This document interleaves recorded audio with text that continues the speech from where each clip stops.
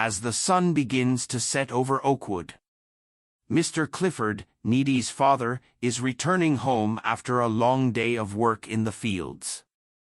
He's a tall, lean man with kind eyes and calloused hands, testament to years of hard labor.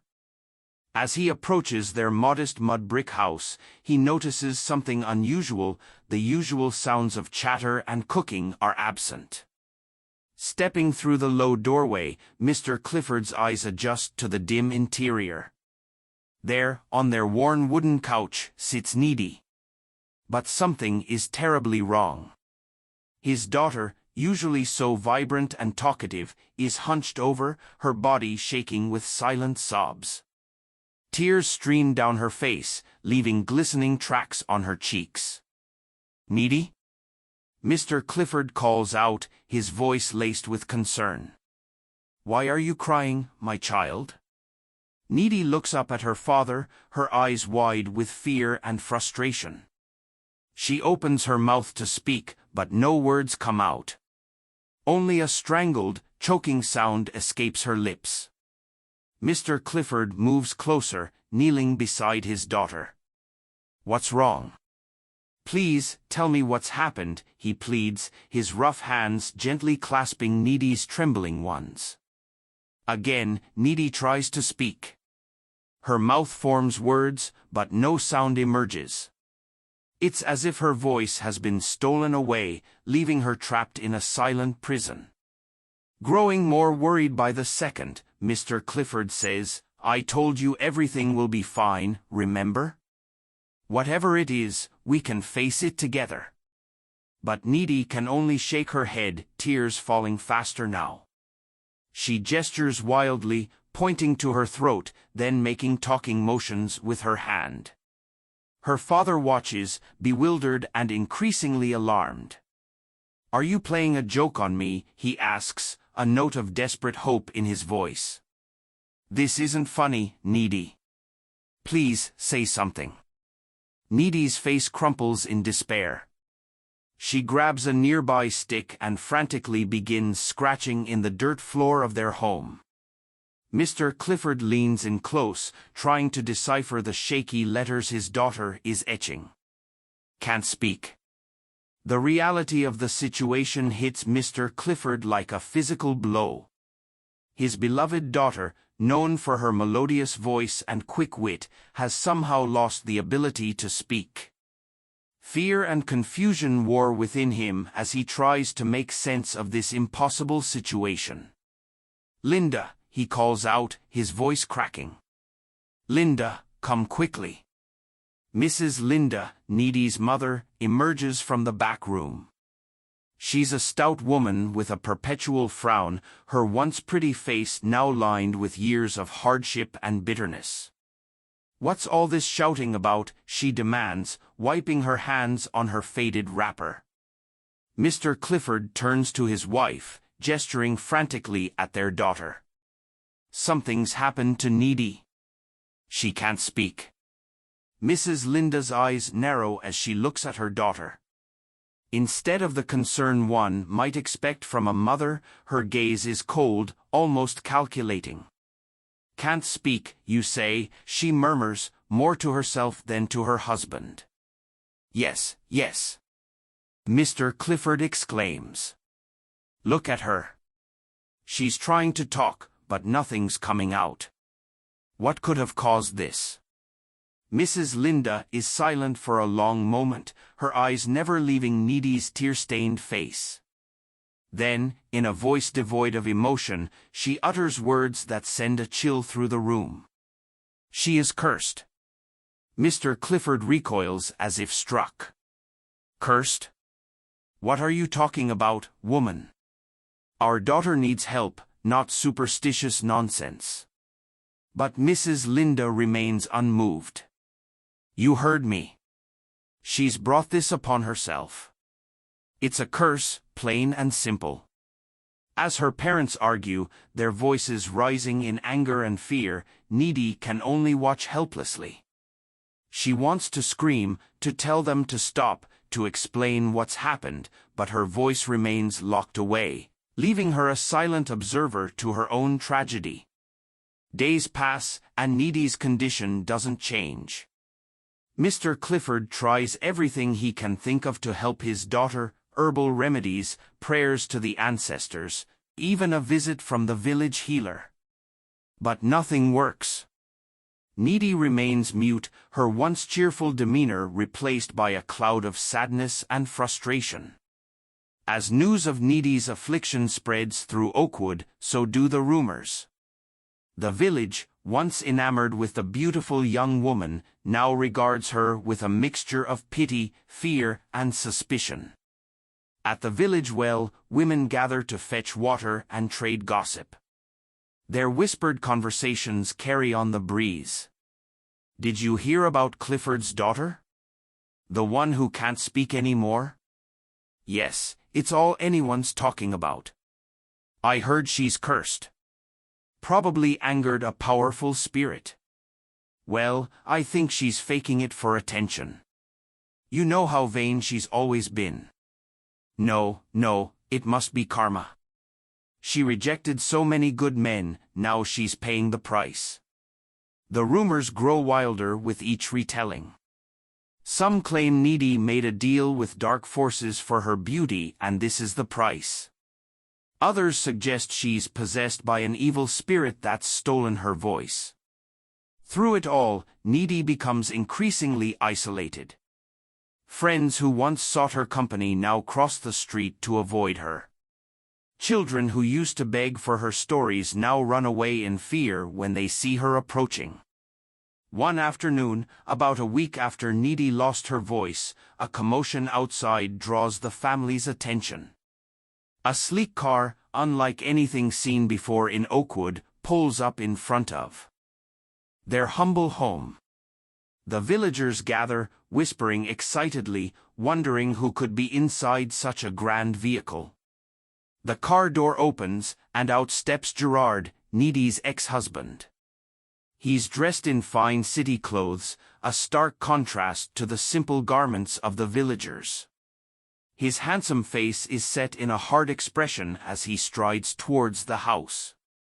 "I heard the news," Gerard announces loudly, not bothering with greetings. "I've come to see for myself." Mr. Clifford steps forward, his posture tense. "Gerard, this is not a good time.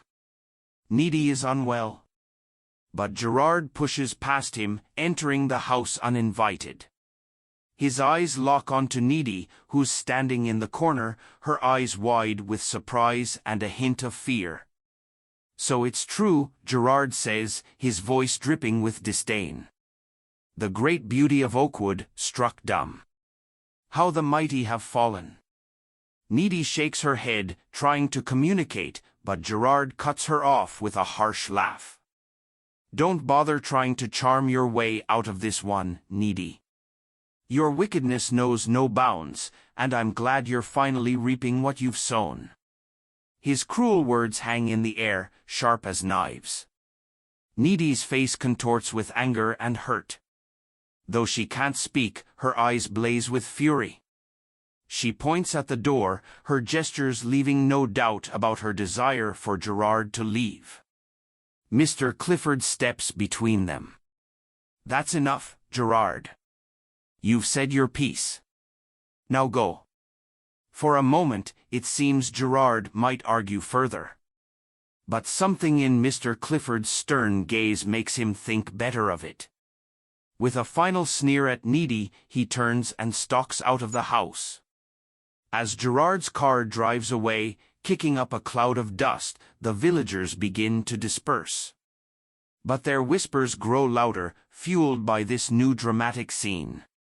Needy's silence, once a mystery, is now seen by many as proof of her guilt, though of what crime, no one can quite agree. Inside the house, Needy collapses onto the couch, her body racked with silent sobs. Mr. Clifford sits beside her, pulling his daughter into a comforting embrace. But even as he tries to soothe her, his mind races with questions. What could have caused this strange affliction? Why does his wife seem so cold and uncaring about their daughter's plight? And what did Gerard mean by his accusations? As the sun sets on Oakwood, casting long shadows across the village, the Clifford family finds itself at the center of a growing storm. Needy, once the pride of the community, has become a figure of mystery and fear.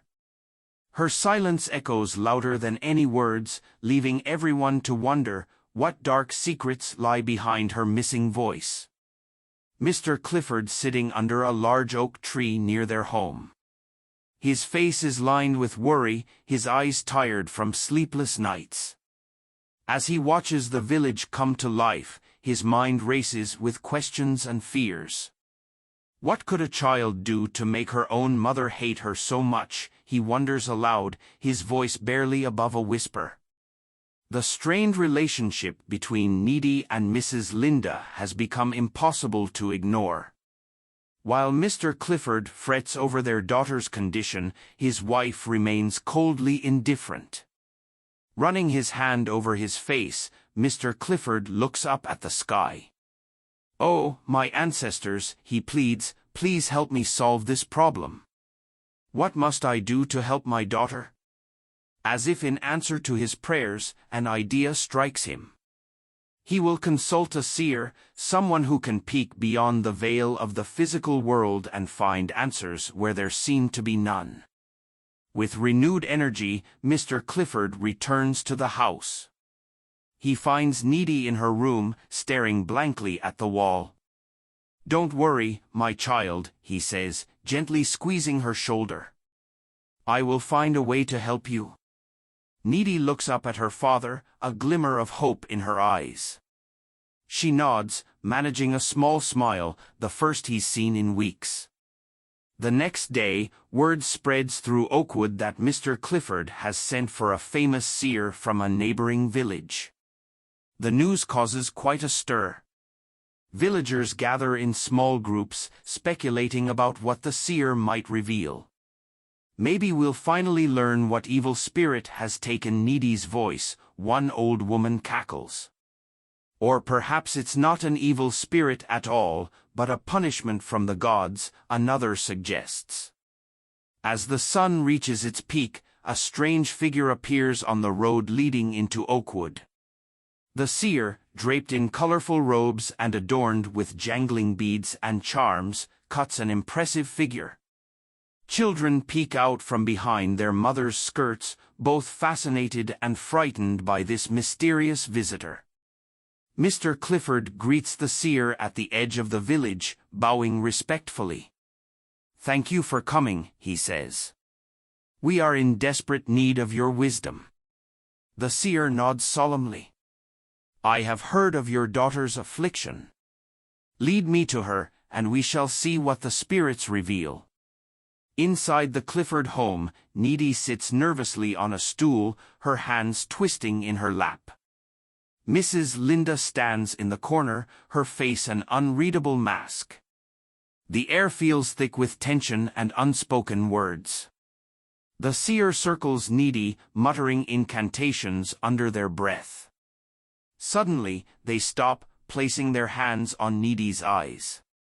The room falls silent, every breath held in anticipation. After what seems like an eternity, the seer steps back. Their expression is grave as they turn to Mr. Clifford. "I have seen beyond the veil," they announce. "And I can tell you this, she is the cause of her own problem." Mr. Clifford's face falls. "What do you mean? How can that be?" But the seer shakes their head. "This is all I can see. The spirits are not always clear in their messages." Disappointed and frustrated, Mr. Clifford thanks the seer for their time. As he shows them out, he can't shake the feeling that he's no closer to helping his daughter than before. That night, unable to sleep, Mr. Clifford makes a decision. He will seek a second opinion. Surely another seer might be able to provide more clarity. Days pass as Mr. Clifford arranges for another seer to visit. In the meantime, life in Oakwood continues, but for Needy, each day brings new challenges. One afternoon, Needy goes to fetch water from the stream. It's a task she once enjoyed, a chance to chat with friends and enjoy the cool water. Now, it fills her with dread. As she approaches the stream, she sees a group of young women already there. They fall silent as Needy draws near, their eyes following her every move. Needy keeps her head down, focusing on filling her water jug. Suddenly, a mocking voice breaks the silence. "Look, it's the mute beauty." Needy flinches at the cruel words, but doesn't look up. "I bet she's faking it for attention," another woman chimes in. "She always did love being the center of everything." "Well, I heard she made a deal with a witch," a third voice adds. "Traded her voice for even more beauty. Greedy thing." The women's laughter echoes across the water. Needy's hands shake as she tries to lift her filled jug. Tears sting her eyes, but she blinks them back furiously. She won't give them the satisfaction of seeing her cry. As Needy hurries away, the women's taunts follow her up the path. "What's wrong, Needy? Cat got your tongue?" More laughter, sharp as knives. Back at home, Needy collapses on her bed, finally letting the tears flow. How she wishes she could defend herself, to tell them how wrong they are. But her voice remains locked away, leaving her defenseless against their cruelty. The day of the second seer's visit arrives. This time, the visitor is an old man, his beard long and white, his eyes milky with age. He leans heavily on a gnarled walking stick as Mr. Clifford leads him to Needy. Once again, the family gathers as the seer performs his rituals. He waves a smoking bundle of herbs around Needy, chanting in a language no one understands. Finally, he turns to Mr. Clifford. "The spirits have spoken," he announces gravely. "And they say she is the cause of her own problem." Mr. Clifford's heart sinks. The exact same words as the first seer.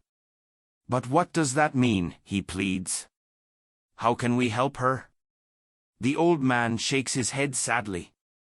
"That is all the spirits have revealed to me.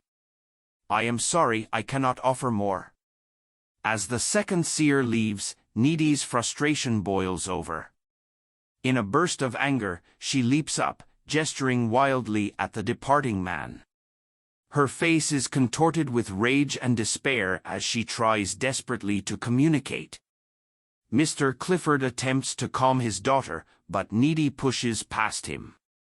She runs out of the house, chasing after the seer. Her hands move in frantic patterns, begging him to understand, to help her. But the old man only looks at her with pity before turning away. Needy falls to her knees in the dirt, her silent screams tearing at her throat. That night, as the village sleeps, Needy lies awake.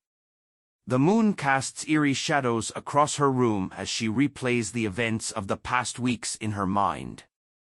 The loss of her voice, the cruel whispers of the villagers, the useless visits from the seers, it all swirls in her head, a tornado of misery and hopelessness. As the first light of dawn begins to creep across the sky, Needy makes a decision. She can't go on like this. Something has to change. Silently, she slips out of bed and dresses. She takes nothing with her as she creeps out of the house, careful not to wake her parents. Her bare feet make no sound on the cool earth as she heads towards the forest that borders Oakwood. Needy has no clear plan, no destination in mind. She only knows that she needs to escape, to find some way to break free from the silent prison that has become her life.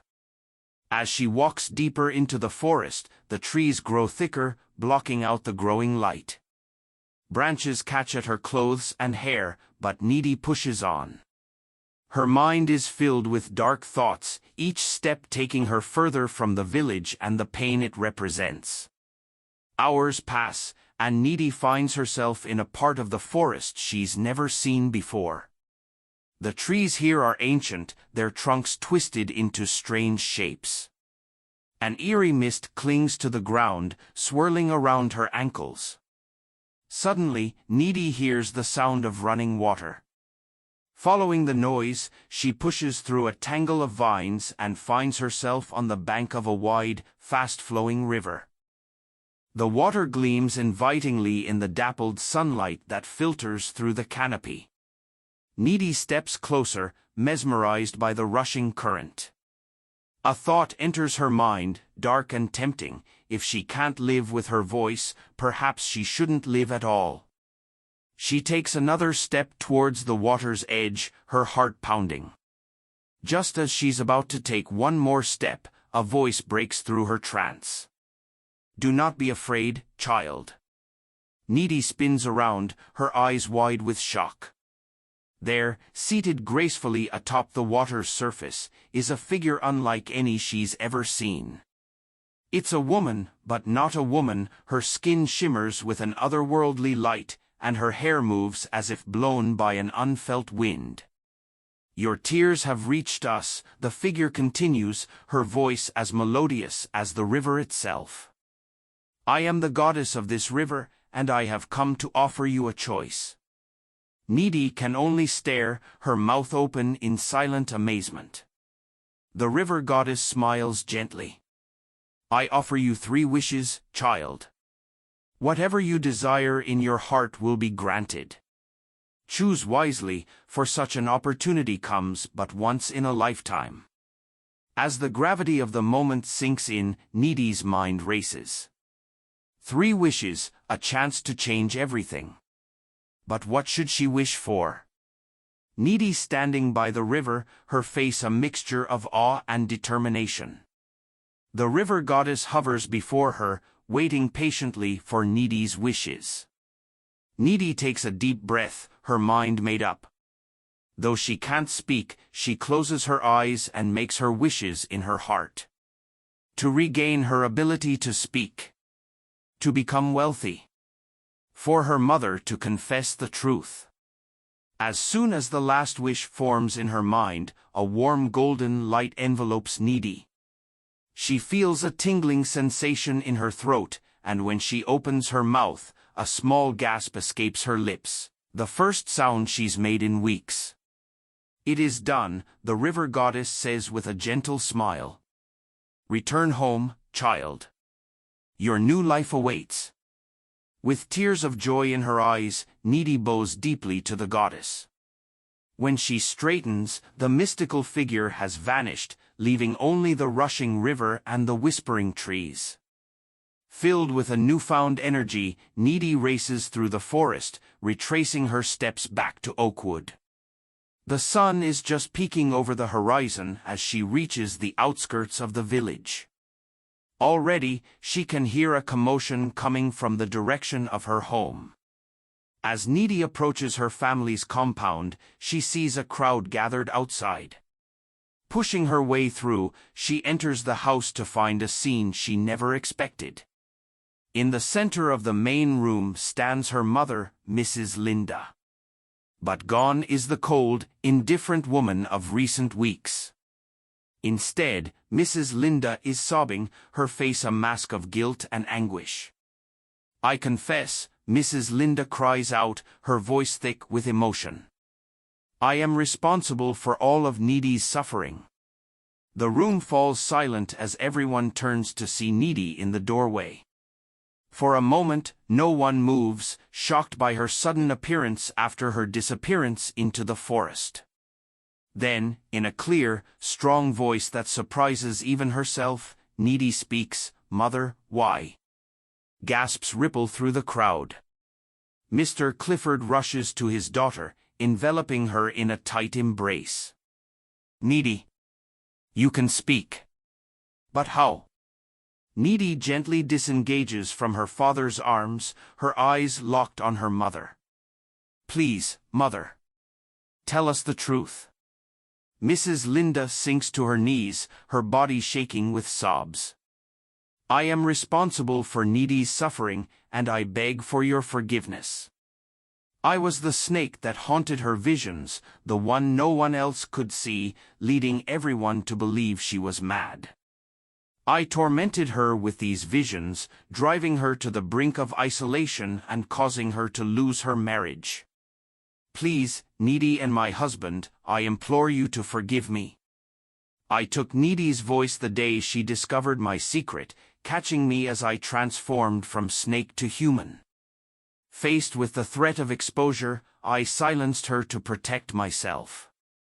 All of this stemmed from the promises of Mr. Williams, the wealthy man who sought Needy's hand in marriage, a proposal she refused.